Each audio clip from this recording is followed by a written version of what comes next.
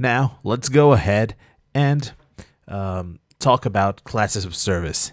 So what are classes of service and what do we mean by these inside of VitalPBX? So classes of service are used to manage the call flow of outgoing calls inside of VitalPBX. So these are the rules, permissions, or privileges, however you want to refer to them, that will allow you to place your outgoing calls or give you the permissions to use specific features. So when we mean to manage by privileges, we have three building blocks that will allow us to create these privileges.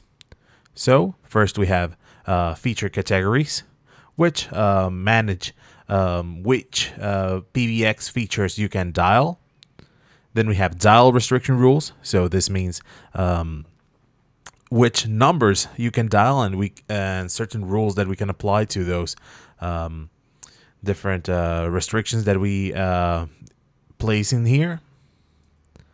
And then finally, route selections. So we can select specific routes, and we can even select specific times that we can go through specific routes. So basically, the outgoing call flow inside of VitalPBX is that the call originates in an extension or module.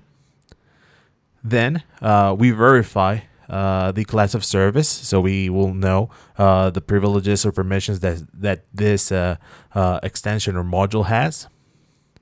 And then we will take it to the destination. So the destination, depending on the privileges, we allow them or not to get there. So whenever you're placing a call inside of VitalPBX, you must make sure that the class of service will allow you to place that call, because if not, you're simply not going to be able to reach that destination. This is very useful for you to have control over where the different users or the different modules inside of your PBX can go ahead and dial.